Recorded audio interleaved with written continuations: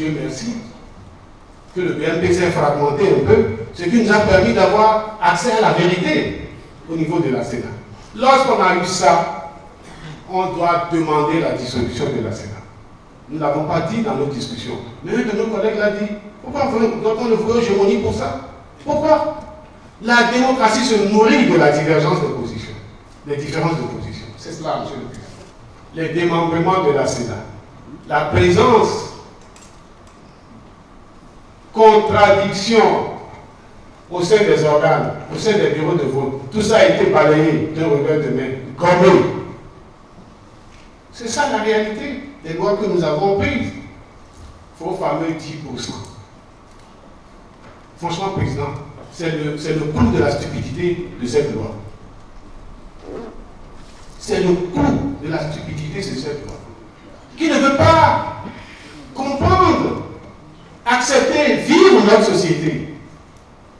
Vous voulez que dans une circonscription, quelqu'un gagne les élections à plat couture et qu'on vienne dire que c'est celui qui a battu à plat couture qui devient député parce que lui, il a fait allégeance à X ou à Y. À 10%, vous n'êtes plus dans la régulation des partis politiques comme un parti national. À 10%, vous êtes dans l'exclusion. Et comme vous ne voulez pas l'entendre aujourd'hui, bientôt, vous en aurez les conséquences. Parce que la vérité ne ment pas. On est allé chercher une action de mercenariat pour venir créer maintenant un document, abréger les délais, créer un document qu'on appelle certificat de conformité. On nous dira que les uns veulent changer les règles du jeu en cours du jeu. Ça là, comment on appelle ça? C'est ça, changer les règles du jeu en cours du jeu. La Cour constitutionnelle, dont les décisions constituent une norme inférieure à la norme internationale auquel nous sommes partis, ne peut pas prendre une telle décision. C'est une violation de nos conventions internationales. Parce que la Cour, par cet acte, a modifié les règles du jeu en cours du jeu. Les bénéficiaires de ça, ils ne trouvent rien à dire. Parce que c'est ça. C'est là l'arme fatale qu'ils ont pour décapiter les autres et empêcher la compétition. C'est cela. Il faut oser aller faire l'audit du ministère de l'Intérieur. Et vous y verrez des choses. Des partis auxquels on a donné le certificat de conformité qui n'ont rien. Glose ici. Ils parlent ici. Le problème, il est quoi? C'est que le chef de l'État, je pèse les mots, avec son commis, le ministre de l'Intérieur, ont choisi de barrer la route aux partis politiques qui peuvent les déranger dans la distribution des sièges, enfin, sous l'abapalable des sièges de l'Assemblée nationale. On présente, parce que j'ai dit, le peuple a besoin de la vérité. On présente l'exposé des motifs de la charte, on engage les discussions, et ces discussions deviennent la discussion générale des deux lois, des deux propositions de loi. Et la discussion porte sur, on n'a pas le consensus, on n'a pas le consensus. Quel consensus? Article 48.2 de notre règlement intérieur, Monsieur le Président. DCC 09-016 de la Cour constitutionnelle de 2009 situe la responsabilité de la commission technique, des commissions permanentes. Les commissions permanentes sont le laboratoire de la plénière. Moi, j'ai honte qu'on vienne à la plénière présenter un rapport pour dire qu'on s'en remet à la plénière sans examiner le contenu des lois. J'ai honte, Monsieur le Président. C'est une violation de l'article 37 de notre Constitution. On parle d'exclusion de l'opposition. Non, personne n'a exclu personne. Pour une fois qu'on est allé à une application rigoureuse des lois que nous nous sommes données, voilà le résultat auquel nous sommes parvenus. Personne n'a exclu personne, ils le savent tous. Que ce soit au niveau du ministère de l'Intérieur, ceux qui ont été recalés à ce niveau, qui n'ont pas eu leur certificat de conformité, savent ce qu'on leur reproche. ils n'ont pas voulu se conformer parce qu'ils se sont préparés pour ne pas aller aux élections. Le plan est ailleurs. Mais aujourd'hui, nous découvrons tous dans leurs propos que c'est à cela qu'ils étaient préparés. Et Dieu merci. Le quitus fiscal, j'ai entendu dire que l'opposition était d'accord pour le quitus fiscal. Ça, c'est une contre-vérité. Ils n'ont jamais été d'accord pour le quitus fiscal. Ils l'ont combattu lors des débats ici. Tant dans les séminaires que dans les débats ici, ils l'ont combattu. C'est parce qu'ils ont vu que le peuple majoritairement était d'accord pour ce quitus que finalement, ils ont commencé à se plier. Donc, c'est des contre-vérités qu'ils disent ici ce matin, ou bien ce jour, depuis ce matin. On a dit que des quitus fiscaux ont été confisqués, bloqués, confisqués par le directeur général des impôts. Je voudrais mettre au défi tous ceux qui ont tenu ces propos de publier la liste de tous les candidats potentiels qui se sont mis à jour vis-à-vis du fisc, qui ont une situation fiscale zéro et n'ont pas eu leur quitus fiscal. Nous avons fait les investigations, il n'y en a pas presque, sauf quelques 2 ou 3. Et ceux-là se connaissent, ils savent les raisons pour lesquelles ils n'ont pas eu, parce que certains n'ont pas voulu se présenter à l'administration fiscale pour aller récupérer leur quitus, sont à Cotonou, mais ont envoyé des procurations non légales. Ce n'est pas possible qu'ils l'obtiennent, ils savent. Et s'ils publient la liste, il faut qu'ils adjoignent les autorisations individuelles des intéressés permettant à l'administration fiscale, donnant feu vert à l'administration fiscale de publier, de rendre publique leur situation fiscale. Et le peuple verra. Nous sommes en démocratie. Et on parle de parti privé du chef de l'État. Le président Patrice Talon n'est membre d'aucun parti politique. Et ce n'est pas la première fois que des partis politiques apportent leur soutien à un président de la République et un chef de l'État. Donc, qu'on arrête avec ce discours. Nous sommes en démocratie. Lorsque 23 peuvent dicter leur loi à 60, on dit bravo, la démocratie marche. Mais lorsque ça 60 dictent leur loi à 23, on dit il y a exclusion. Qu'on arrête avec ça. La constitution de notre pays ne reconnaît pas à l'Assemblée nationale les notions d'opposition et de mouvance. Penser que nous serions après dans une démocratie monocolore, je ne l'admets pas. La politique de la terre brûlée, tant que je ne suis pas dedans, le Bénin doit prendre feu. Moi je dis le Bénin ne prendra pas feu. Ce qui se passe en ce moment au pays, ça ressemble un peu au concept d'ivoirité qui a été inventé, entretenu et mis en œuvre par le président Henri Bédié pour exclure Ouattara des élections présidentielles en Côte d'Ivoire. C'est la même chose. Seulement que l'histoire retiendra que en Côte d'Ivoire, c'est le concept d'ivoirité et au Bénin, c'est le certificat de conformité. C'est la seule différence. Comment se fait-il que, au niveau des dossiers déposés au ministère de l'Intérieur, que ce soit les dossiers des partis de l'opposition seuls qui soient rejetés? Vous aussi. Et à un moment donné, on avait fait des notifications aux différents partis. Et ils ont corrigé.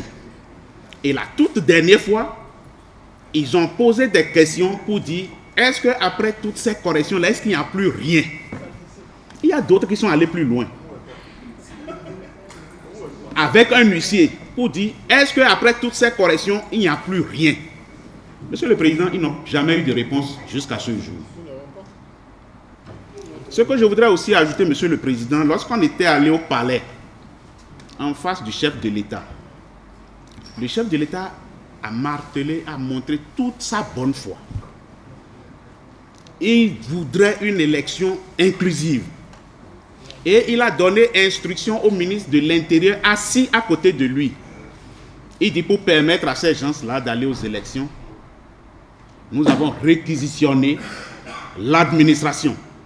Il travaille 24 heures sur 24. Jusqu'à demain, vous pouvez encore avoir votre papier. Depuis le 25 février. Nous sommes le 28 mars. Aujourd'hui, ce papier-là n'est toujours pas délivré. Cela veut dire quoi? Cela veut dire la volonté affichée d'empêcher la compétition. L'opposition de notre pays s'illustre par des actes curieux, des actes polémiques qui amèneraient tout observateur de la vie politique nationale à se poser la question de savoir si tout ceci n'a pas pour objectif ultime de renverser la table, comme on le dit, et de mettre ainsi à mal notre démocratie. Les illustrations sont nombreuses et nous pouvons en citer quelques-unes. La demande de démission des membres de la Sénat et leur arrestation immédiate. Le déni et la récusation du président de l'Assemblée nationale de la légitimité pour conduire le processus. La demande de dissolution de l'Assemblée nationale en violation de la Constitution. Le refus de poursuivre la discussion sans la délivrance immédiate, systématique et sans aucune procédure par le ministre de l'Intérieur du certificat de conformité. Le refus de la discussion et le retrait de la réunion initiée par le président de l'Assemblée nationale le mercredi 20 mars dernier. L'attitude des deux représentants de l'opposition au comité paritaire qui relient publiquement une décision du dit comité à laquelle ils ont souscrit en apposant leur signature, puis écrivent ensuite une correspondance tendant à faire croire que les propositions contenues dans le rapport du comité n'émanent pas d'eux, mais de la mouvance. Enfin, l'abrogation pure et simple de la charte des partis politiques et du code électoral et le retour au statu quo ante. En effet, chacun de nous ici comprend que seules deux portes de sortie s'offrent aujourd'hui pour ouvrir le jeu et permettre des élections plus inclusives au bénéfice de l'opposition. Le comité paritaire l'a de facto acté. Désormais, il s'agit pour l'opposition soit de rester dans le statu quo et d'accepter de respecter les textes en vigueur, soit d'accepter un réajustement législatif conditionné par la révision de l'article 80 de notre Constitution. Consciente de toute la guerre menée par elle-même pour fustiger toute modification de la Constitution, l'opposition se trouve ainsi prise à son propre piège, puisque cette option de révision n'arrange qu'elle seule, les autres partis politiques étant déjà qualifiés pour les élections. Le manque de respect. Et je voudrais commencer par le respect du chef de l'État. Monsieur le Président de l'Assemblée nationale, lorsque vous entrez, nous nous levons tous. Et ceux qui sont plus âgés que vous, et ceux qui sont moins âgés que vous, et ceux qui vous aiment, et ceux qui ne vous aiment pas, nous nous levons tous. Parce que c'est l'institution. Qu'on cesse vraiment de salir l'institution qu'est le président de la République. Vous pouvez critiquer le président de la République en tant que président de la République, mais laissez Patrice Talon de côté. Ça n'honore pas le Bénin. Qu'on arrête ça. Laissez Patrice Talon et sa vie privée. Laissez ça de côté. Critiquez sa politique. Critiquez ses décisions politiques. Mais laissez la personne, laissez-le de côté. Je n'insisterai pas trop sur le procès qu'on vous fait à vous-même. Nous avons travaillé dans votre bureau. Vous étiez très équilibré. Tantôt, vous examiniez les propositions de l'opposition que vous conseillez d'accepter. Tantôt, vous acceptiez les propositions de la majorité que nous représentions, aujourd'hui, on vous récuse. Vous avez été condamné à mort. Vous avez été forcé à l'exil. Certains sont en exil aujourd'hui parce qu'ils le veulent. Et parce qu'ils sont en délicatesse avec les lois de leur pays. On arrête de faire l'amalgame. Vous avez été condamné à mort. Peut-être que vous avez été exécuté si vous étiez resté. Quand vous reproche ces choses, quand vous reproche aujourd'hui, ça m'indigne. Je dis que ce n'est pas normal. Et qu'on prenne quelqu'un, comme le président Bruno Amoussou, comme des commis, qui a passé toute sa vie dans la défense des libertés, avant nos indépendances. Arrêtez, mais arrêtez donc. Ce qui a fait le bonheur du Bénin et sa renommée, c'est le comportement des hommes politiques.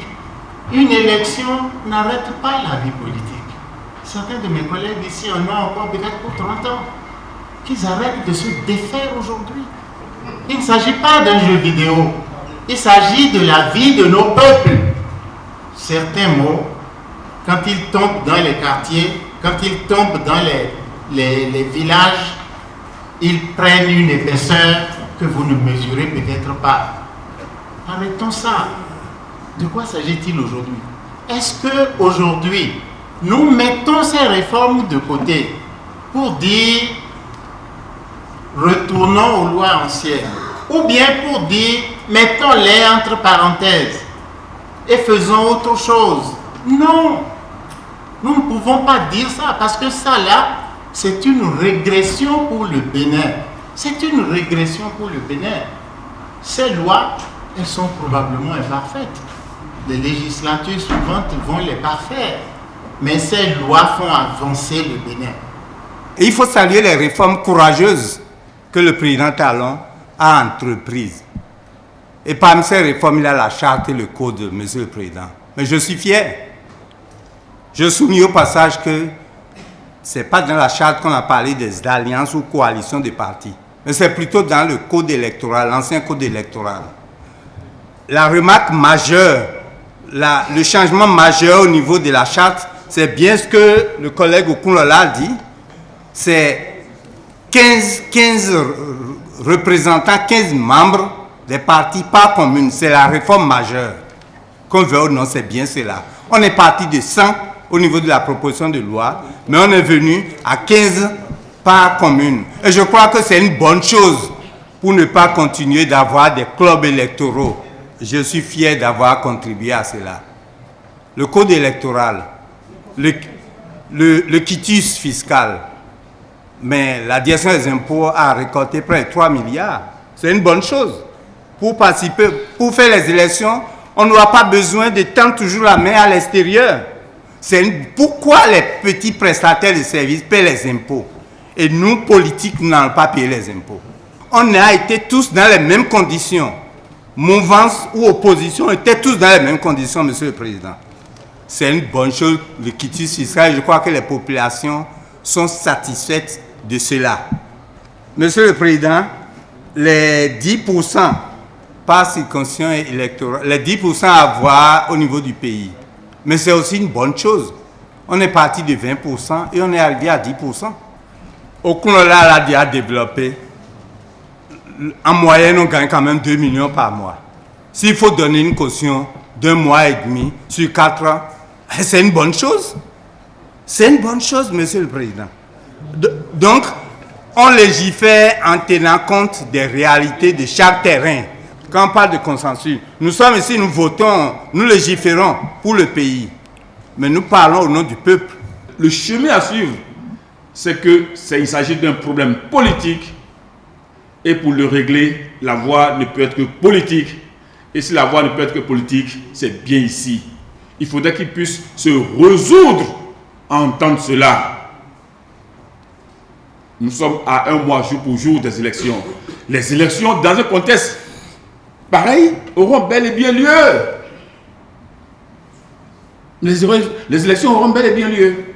Donc, il faudrait que nos amis, à mon avis, se ressaisissent, afin qu'il ne soit trop tard, se ressaisissent, et comme d'autres l'ont préconisé, s'ils ont des propositions consensuel, réaliste, que nous puissions mettre à profit le peu de temps qui nous reste pour les analyser et pour les analyser. Le chef d'État, on l'a cité, il a exprimé sa bonne foi. Nous sommes prêts à entendre son cri de cœur pour que les élections ne se limitent pas simplement aux deux partis. Aller au-delà. Mais que font les autres? Que font les autres? Que faisaient les autres depuis le vote de ces deux lois, ce dilatoire qui nous conduit là aujourd'hui? Monsieur le Président,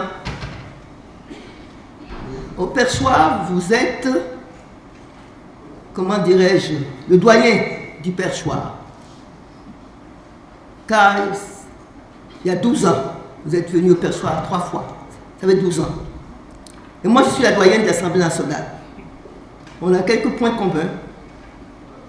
Aussi, Monsieur le Président, la dernière fois, je vous disais que j'étais un peu perdu. Et c'est vrai, je suis un peu perdu. Parce que j'ai l'impression que nous sommes en train de jouer aux apprentis sorciers. Et ce n'est pas bien du tout. Depuis 24 ans que je suis dans cette assemblée, et vous, il y a 12 ans, je n'ai jamais vu des débats aussi enflammés, aussi guerriers, aussi dilatoires, aussi injurieux, aussi passionnels. On a l'impression que nous allons même venir aux mains. C'est la première fois que je vois ça. Pourquoi le diable s'installe dans cette assemblée? J'entends des choses que je n'ai jamais entendues. Je suis même étonné que des collègues que je croyais des gens respectueux disent des choses qui me... Je ne sais plus où j'en suis. Il a suffi que le président vous dise ne parlons pas de talent. Nous sommes bien obligés. Nous sommes de l'Assemblée nationale. Nous avons le contrôle de l'action du gouvernement. Mais si nous ne parlons pas du président Talon, de qui parlerons-nous? Ce n'est pas lui qui est à la tête de ce pays. Je suis désolé de dire que depuis que Talon est venu, en ce qui me concerne, ce n'est pas la joie. Personne ne me dira le contraire. On parle de trucs de partis de je ne sais pas quoi. Mais Talon, s'il est président aujourd'hui, il me doit beaucoup. Il doit beaucoup à la famille Soglo, je suis désolé. Parce que depuis que Talon est là, mais on ne respire plus. On a pu être relax. Hein? On est ici sous tension, matin, midi, soir. Mais qu'est-ce qu'il y a? Le pays nous appartient tous. Il n'y a aucun d'entre nous qui veut dire aujourd'hui qu'il est plus béninois, que c'est lui qui t'accoute, que moi, eux, un autre, ou je ne sais pas qui. Nous sommes tous béninois à part entière. Et ce n'est pas parce que vous avez une majorité que la majorité va écraser la minorité. Alors nous ne sommes plus en démocratie. Qu'à la mérite, votre minorité, c'est aussi le Bénin. On ne peut pas aller aux élections en disant « Ah, les deux blocs simplement, les autres, vous n'irez pas. » C'est ce que vous êtes en train de faire. Il n'y a qu'au Bénin qu'on voit ça. Nulle part ailleurs. Nulle part ailleurs. Alors quand j'entends, on défie quelqu'un, on défie quoi? Mes collègues, vous défiez qui? Qui et quoi? Vous n'avez pas que droit à la parole. Moi aussi, j'ai droit à la parole. Et quand on dit chez nous, hein, quand on arrive dans un village, on dit « Où est le vieux? Où est le sage ?» Même s'il est ignorant, même s'il n'a pas de diplôme, vu son âge, il a l'expérience. Mais où sommes-nous? Au Dahomey, mon pays, où il y avait tant de respect de l'autre, de soi et des vieux. Mais c'est quoi? Mon Dahomey, c'est ça aujourd'hui? Ou c'est l'argent qui fait le fumier du diable, comme dit le pape, qui fait que tout marche? C'est normal ça, mes chers collègues. Moi, je suis bientôt 24 ans, je n'ai jamais vu demander $250 million pour pouvoir aller aux élections. Additionnons, disons même que nous gagnons 2 millions par mois. Et nous les gagnons si vous allez vous venez tout le temps, vous émargez, vous arrivez peut-être à gagner les 2 millions. 2 millions multipliés par 12, ça fait combien? 24 millions. 24 millions multipliés par 4. 4 fois 4, 16, 4 fois 8, ça fait... Mais bon, 90 millions même pas. Merci beaucoup, collègues. Nous sommes loin, loin des quarts de milliards qu'on nous demande. On va les trouver où? Si vous donnez les 4 milliards, les quarts de milliards, pour faire la campagne, vous prenez l'argent où?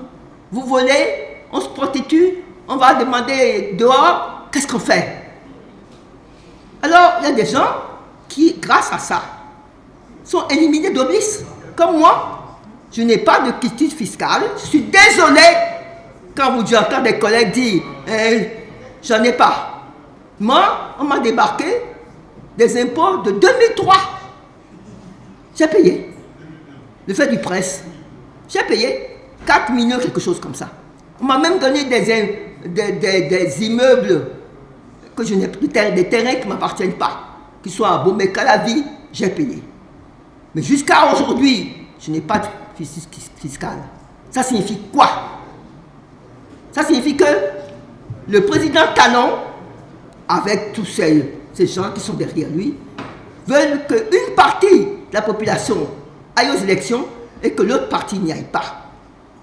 Parce que soi-disant c'est la minorité et que la minorité n'a pas de droit. C'est faux. La minorité a des droits. Et je dis ceci, Monsieur le Président, que nous n'irons pas aux élections si tout le monde n'y va pas. Moi, en tant que grand-mère et bientôt peut-être arrière-grand-mère, je ne souhaite pas la guerre. Ça ne profitera à personne. Nous serons tous perdants. C'est moi qui vous le dis. Alors baissons un peu le ton. Essayez de penser aussi aux autres. Que les autres font partie intégrante, même si c'est la minorité, de ce que nous appelons aujourd'hui le Bénin. Que c'est notre parti. Et que ça ne nous appartient pas à tout seul. Parce que vous êtes 60. Et alors, vous pouvez même 90. Les 10 qui restent sont béninois. Et vous devez en tenir compte.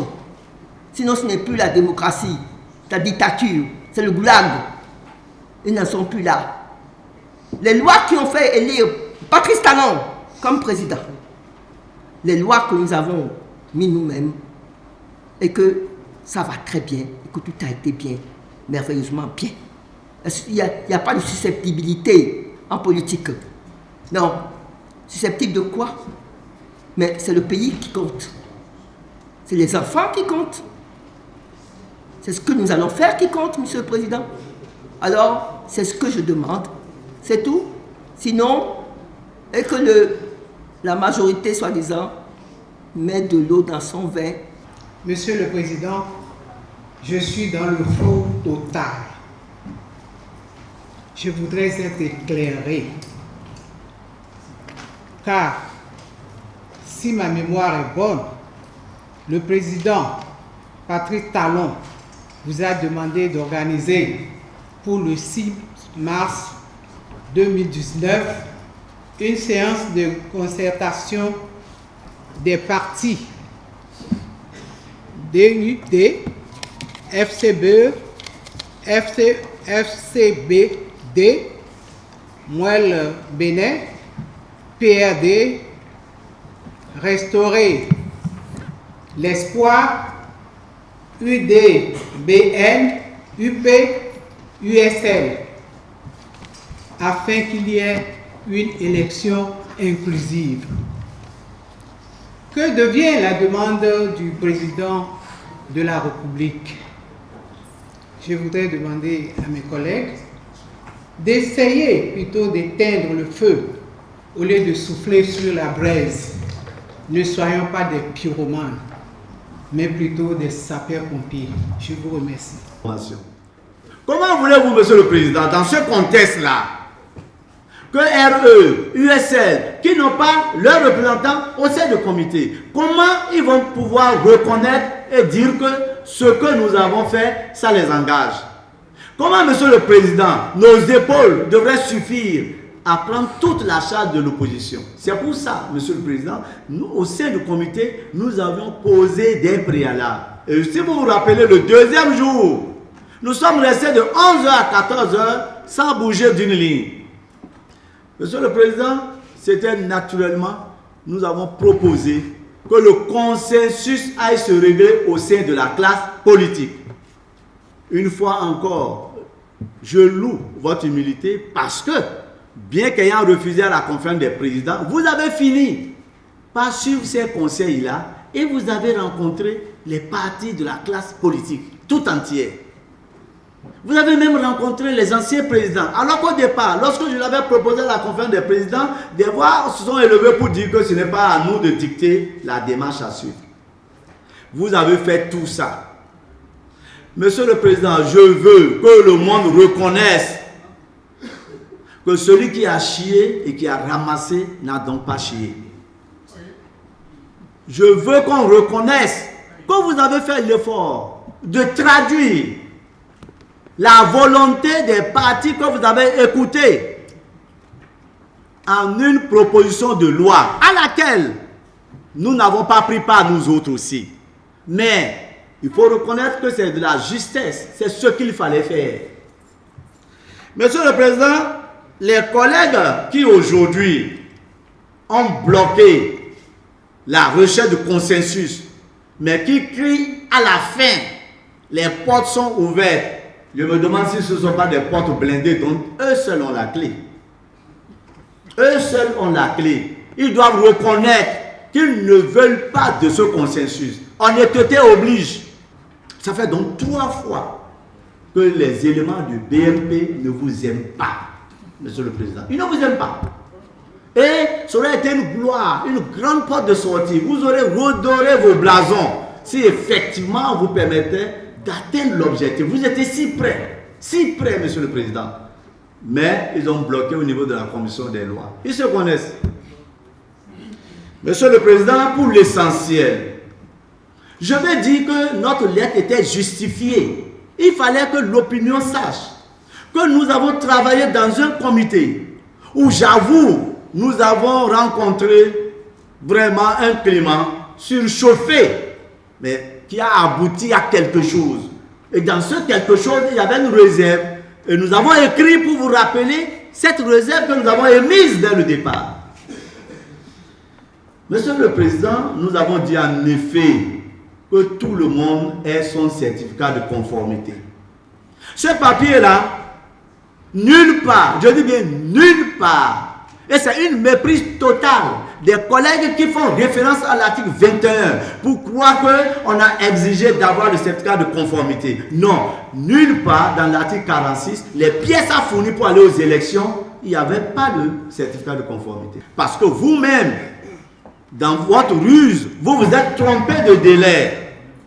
Vous vous êtes trompé de délai parce que les 6 mois de l'article 56 de la charte des partis, qui demande qu'après 6 mois, le parti qui ne se serait pas conformé, ce parti-là devait disparaître, devait perdre son statut, mais vous n'avez pas comptabilisé qu'au moment où on allait déposer les dossiers du 21 au 25, eh bien, tous les partis qui existaient devraient continuer d'exister parce qu'ils en avaient jusqu'au 16 mars. En vous écoutant, vous pensez que nous, on n'est pas intelligents comme ça?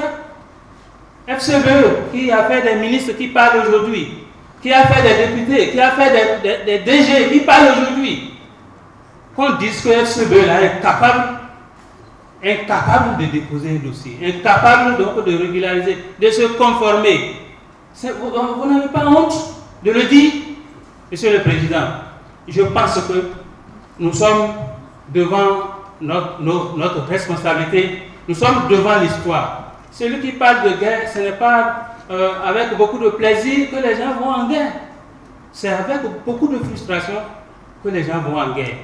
Et ce que nous voyons là où le BMP nous amène là, vous pensez que ça va rester sain? Non. Il y a une mare de boue qui se prépare. Et lorsqu'on va frapper dans cette mare de boue, chacun recevra ce qui lui parviendra. C'est ça c'est clair et c'est net. Donc, qu'on ne qu'on ne dise pas l'opposition n'a pas fait ceci, l'opposition. Lorsque on trouve des fautes mineures sur des dossiers, et que chez d'autres, on examine même jusqu'à la virgule pour dire non. Vous pensez que c'est juste comme ça? Vous n'avez pas honte de le dire? Le ministre de l'Intérieur, si ce n'est pas FCBE, il ne sera jamais ministre. Peut-être autant de talons. Donc il faut qu'on cesse d'insulter la mémoire des populations. Il faut qu'on cesse d'insulter l'intelligence. Nous sommes tous des Béninois. On dit, c'est nous qui avons porté de 100 à 15 membres fondateurs.